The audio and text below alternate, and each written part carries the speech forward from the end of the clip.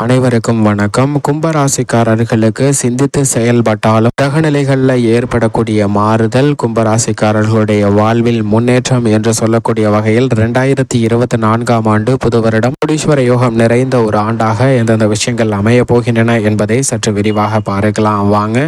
2024ஆம் ஆண்டில் ராசியின் அதிபதி ஜென்ம ராசியில் சஞ்சரிக்கிறாருங்க. ஜென்ம சனியின் ஆதிக்கம் சற்று கூடுதலாக இருக்கும் போது சனி பகவானிடமிருந்து பெரிய அளவிற்கு நன்மை எதிர்பார்க்க இயலாத ஒரு தருணமாக இருந்தாலும் கூட இந்த தருணத்தில் ராகு கேதுவும் சாதகமற்ற ஒரு அமைப்பில் சஞ்சரிக்கின்றன. ராகு தனஸ்தானத்திலும் கேது அஷ்டமத்திலும் சஞ்சரிப்பதால் சில சிக்கல்கள் இருப்பதற்கான வாய்ப்பு உருவாகிறது. ஆனால் நவ கிரகங்களிலே தோஷமற்றவரும் அதீத நன்மையை அள்ளித்தரக்கூடிய முழு சுப கிரகமாக இருக்கக்கூடிய குரு 3லிருந்து 4ஆம் இடமாகிய சுகஸ்தானத்தில் நுழைகிறாருங்க. குரு சுகஸ்தானத்திற்குள் நுழைவது அனைத்திலும் அபரிவிதமான நன்மை நிறைந்து கிடைக்கக்கூடிய ஒரு தருணமாக மாறுகிறது என்பதை தெளிவாகவும் துல்லியமாகவும் உறுதிப்படுத்துகிறார். எனவேதான் கோடீஸ்வர யோகம் நிறைந்த ஒரு மகிழ்ச்சி நிறைந்த ஆண்டாக நிச்சயமாக கும்பராசிக்காரர்களுக்கு குதூகலமும் கொண்டாட்டமும் நிறைந்து கிடைக்க போகிறது என்பதை தெளிவாகவும் துல்லியமாகவும் முழு சுபகிரகமாக இருக்கக்கூடிய குரு உறுதிப்படுத்துகிறார். 2024ஆம் வருடத்தில் கிரகநிலைகளின் அமைப்பை ஆராய்ந்து பார்க்கும்போது கிரகநிலைகள் ஏற்படக்கூடிய மாறுதல் வாழ்வில் முன்னேற்றத்தையும் ஏற்றத்தையும் கொடுக்கக்கூடிய வகையில் பல்வேறு விஷயங்கள் அமைகிறது. அதிலும் குறிப்பாக கிரகநிலைகளில் நிகழக்கூடிய முக்கியமான கிரக மாறுதல்கள் என்னவென்று பார்க்கும்போது மிக வலிமை வாய்ந்த தோஷமற்ற முழு சுப கிரகமாக இருக்கக்கூடிய குரு ஏப்ரல் மாதம் முதல் பயிற்சி அடைய போகிறாருங்க. தனது நட்பு கிரகமாக இருக்கக்கூடிய செவ்வாயின் ஆட்சி வீட்டில் சஞ்சரிக்கக்கூடிய குரு பகவான் ஏப்ரல் மாதம் முதல் சமகிரகமாக இருக்கக்கூடிய சுக்கிரனின் ஆட்சி வீட்டில் சஞ்சரிக்க போகிறார். ஏப்ரல் மாதம் வரை மேசராசியில் சஞ்சரிக்கக்கூடிய குரு பகவான் ஏப்ரல் மாதத்திற்கு பிறகு வலுவாக ரிஷபராசியில் அமர்ந்து சஞ்சரிப்பாருங்க. அவரது சமகிரகமான ரிஷபராசியில் அமர்ந்து சஞ்சரிக்கக்கூடிய குருவின் அமைப்பு மிகப்பெரிய மாற்றத்திற்கு வித்திடும். ஏனென்றால் நவ கிரகங்களிலே சுக்கிரன் அதீதமான மாற்றத்தை ஏற்படுத்தி கொடுக்கக்கூடிய சக்தி வாய்ந்த கிரகமாக பார்க்கப்படுகிறார். அவரின் ஆட்சி வீட்டில் சஞ்சரிக்கக்கூடிய குருவால் எதிர்பாராத அதிர்ஷ்ட யோக வாய்ப்புகள் நிறைந்து கிடைக்கக்கூடிய ஒரு தருணமாக பார்க்கப்படுகிறது. அதே சமயம் அக்டோபர் மாதத்தில் வக்ரகதியில் திரும்பக்கூடிய குரு மீண்டும் ஜனவரி மாதத்தில் வக்ர நிவர்த்தி பெற போறாருங்க. இது குருவினுடைய நிலையில் ஏற்படக்கூடிய மாறுதலாக பார்க்கப்படுகிறது. சனியினுடைய அமைப்பை பொறுத்தவரைக்கும் மிக வலிமையாக தனது சொந்த ராசியான கும்பராசியில் ஆட்சி பலம் பெற்று சஞ்சரிக்கிறாருங்க. கும்பத்தில் சனி சஞ்சரிக்கும் போது குடகுடமாக பல நன்மைகளை கொடுக்கக்கூடிய வாய்ப்பும் யோகமும் நிறைந்து கிடைக்கக்கூடிய தருணமாக பார்க்கப்படுகிறது என்பது பழமொழி. அதிலும் தற்போது முழு ஆட்சி பலம் பெற்று சஞ்சரிக்கக்கூடிய சனி பகவான் ஏப்ரல் குரு பயிற்சி நடைபெறக்கூடிய தருணத்துல ஜூன் மாதத்திலிருந்து வக்ரகதியில் திரும்புகிறாருங்க. நவம்பர் மாதம் வரை வக்ரகதியில் சஞ்சரிப்பார். அதற்கு பிறகு வக்ர நிவர்த்தி பெற்று ஆட்சி பலம் பெற்று சஞ்சரிப்பாருங்க. இருந்தாலும் இந்த வருடம் முழுவதுமே கும்பராசியில் அமர்ந்து நேர்கதியிலும் வக்ரகதியிலும் சஞ்சரிக்க போகிறார் சனி. சனியின் அமைப்பு முழு ஆட்சி பலம் பெற்றிருப்பதால் பல்வேறு வகையில பொருளாதார ரீதியான முன்னேற்ற வாய்ப்புகளும் தடையாக உள்ள காரியங்கள் விலகி நல்ல முன்னேற்றம் பெறுவதற்கான வாய்ப்பை நிச்சயமாக உறுதிப்படுத்துகிறார் ஆட்சி பலம் பெற்ற சனி பகவான். அது மட்டுமல்லாது குரு பார்க்கின் கோடி நன்மை என்பார்கள். இந்த வருடத்தின் பிற்பகுதியில் குருவின் சுப பார்வை மிக அதீதமாக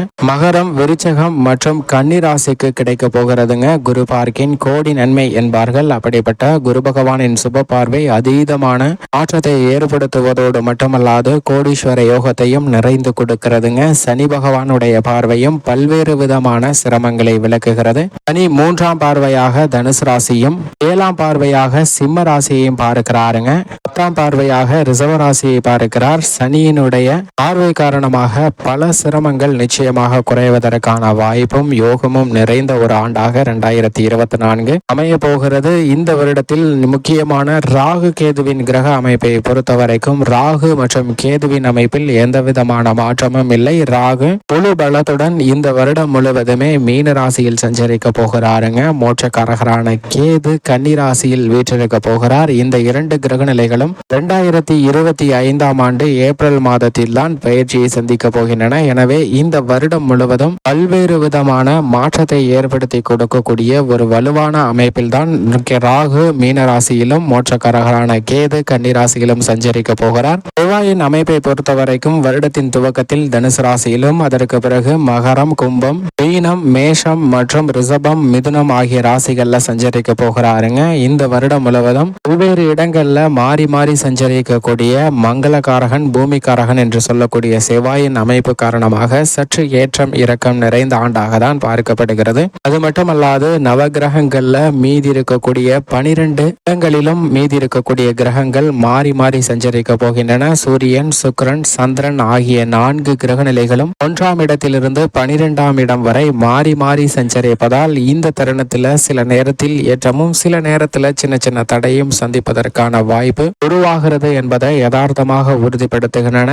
ஏற்றம் இறக்கம் நிறைந்ததுதான் மனித வாழ்க்கை, இன்ப துன்பம் கலந்ததுதான் மனித வாழ்க்கை என்று உணர்த்தக்கூடிய வகையில் சூரியன், சுக்கிரன், சந்திரன் மற்றும் புதன் ஆகிய கிரகநிலைகள் 12 இடத்திலும் மாறி மாறி சஞ்சரிக்க போகின்றன. இது மிகப்பெரிய மாற்றத்திற்கு வித்திடக்கூடிய ஒரு தருணமாக அமைகிறது என்பதை துல்லியமாக உறுதிப்படுத்துகின்றன. இப்படி 2024ஆம் ஆண்டில் கிரகநிலைகளின் அமைப்பு இருக்க, கும்பராசிக்காரர்களுக்கு குரு பகவானின் அமைப்பை ஆராய்ந்து பார்க்கும் போது மிக அதீதமான மாற்றத்தையும் முன்னேற்றத்தையும் ஏற்படுத்தி கொடுக்கக்கூடிய ஒரு வலுவான அமைப்பிற்கு தைரியமும் தன்னம்பிக்கையும் அதிகரித்துக் கொள்ளக்கூடிய வகையில் 3ஆம் இடமாகிய சகாயஸ்தானத்தில் வீற்றிருக்கக்கூடிய குரு ஏப்ரல் மாதத்திற்கு பிறகு 4ஆம் இடமாகிய சுகஸ்தானத்தில் நுழைகிறாருங்க. முழு சுபகிரகமாக இருக்கக்கூடிய குரு சுகஸ்தானத்திற்கு வருவது அனைத்து விதமான விஷயங்களிலும் நன்மை நிறைந்து கொடுக்கக்கூடிய ஒரு அமைப்பாக பார்க்கப்படுகிறது. பூர்வீக சொத்துக்கள் ரீதியாக ஆதாயம் கிடைக்கும். கேட்ட இடத்திலிருந்து சலுகையும் உதவியும் எதிர்பார்க்கலாம். கனவு நினைவாக ஒரு இனிமையான தருணமாக பார்க்கப்படுதுங்க. பல்வேறு விதமான சுப நிகழ்வுகளை இந்த தருணத்தில் திட்டமிட்டு நடத்துவதற்கான வாய்ப்பை சுபஸ்தானத்தில் சஞ்சரிக்கக்கூடிய குரு உறுதிப்படுத்துகிறார் என்பதால் இந்த தருணம் மிகப்பெரிய மாற்றத்திற்கு விட்டுடுகிறது. அது மட்டுமல்லாது குருவின் அமைப்பு காரணமாக பல்வேறு விதமான மங்களகரமான ஓசை இல்லத்தில் கேட்பதற்கான வாய்ப்பும், புதிய நிலம், வீடு, வாகனம் வாங்குதல் உள்ளிட்ட பல விஷயங்கள் திருப்திகரமாக அமையும். புதிய பங்குகள், பங்குச்சந்தை, வணிகம் உள்ளிட்ட பணிகளை மிக சிறப்பாக மேற்கொள்வதற்கான வாய்ப்பும் யோகமும் நிறைந்த ஒரு தருணமாக பார்க்கப்படுகிறது. அது மட்டுமல்லாது இந்த தருணத்தில் ராகு கேதுவின் அமைப்பை பொறுத்த வரைக்கும் ராகு 2ஆம் இடமாகிய தனஸ்தோனத்தில் அமர்ந்திருக்கிறாருங்க. தன ரீதியாக கொடுக்கல் வாங்கல் ரீதியான விஷயங்கள்ல மிகப்பெரிய மாற்றத்தை சந்திப்பதற்கான வாய்ப்பு உருவாகிறது. வியாபார ரீதியாக போட்டிகள் அதிகரித்தாலும் சமாளிப்பதற்கான வாய்ப்பை வல்லமையை கொடுக்கிறாருங்க. அதே சமயம் மோட்சக்காரகரான கேது அஷ்டமத்தில் வீற்றிருப்பதால் சில விஷயங்கள்ல எதிர்மறையான சிந்தனைகளும் கற்பனையான பயங்களும் மனதில் அதீதமாக தோன்றுவதற்கான வாய்ப்பு உண்டு. ராகு கேதுவால் சில தோஷங்கள் ஏற்படுவதற்கான வாய்ப்பும் முன்னேற்றத்தில் தடையை சந்திப்பதற்கான வாய்ப்பும் உள்ளது. அது மட்டுமல்லாது மற்றவர்களை பற்றி விமர்சனம் செய்வதை தவிர்ப்பது மிகப்பெரிய அளவில் நன்மையை அள்ளி கொடுக்கக்கூடிய ஒரு தருணமாக ராகு கேதுவின் அமைப்பு காரணமாக 2024 அமைவதற்கான வாய்ப்பும் யோகமும் உண்டு. ஆனால் ராசியின் அதிபதியாக இருக்கக்கூடிய சனி பகவான் வலுவாக ஜென்ம ராசியில் 2024ஆம் ஆண்டு முழுவதுமே சஞ்சரிக்க போகிறாருங்க. நல்லவரா கெட்டவரா என்று கேட்டால் நிச்சயமாக நடுநிலையானவரும் நீதி தவறாத நியாயஸ்தராக செயல்படுபவர் தான் ராசியின் அதிபதியான சனி பகவான். அவர் ஜென்ம ராசியில் அமர்ந்திருப்பதால் மனக்கவலை கூடுவதற்கான வாய்ப்பு இருக்கிறது. ஆனால் எதையும் பற்றி சிந்தித்துக் கொள்ள வேண்டாங்க. நிச்சயமாக மிகப்பெரிய அளவில் மாற்றத்தையும் முன்னேற்றத்தையும் கும்பராசிக்காரர்களுக்கு ஏற்படுத்தி கொடுப்பார். ஏனென்றால் சனி பகவானுடைய பார்வை 4, 7, 11 ஆகிய இடங்கள்ல கிடைக்கிறது. இது மிகப்பெரிய மாற்றத்திற்கு வித்திடுங்க. சனி பகவானுடைய பார்வையால் பல்வேறு விதமான மங்களகரமான நிகழ்வுகள் நடைபெறும். திருமணம், குழந்தை பாக்கியம் உள்ளிட்ட பணிகள்ல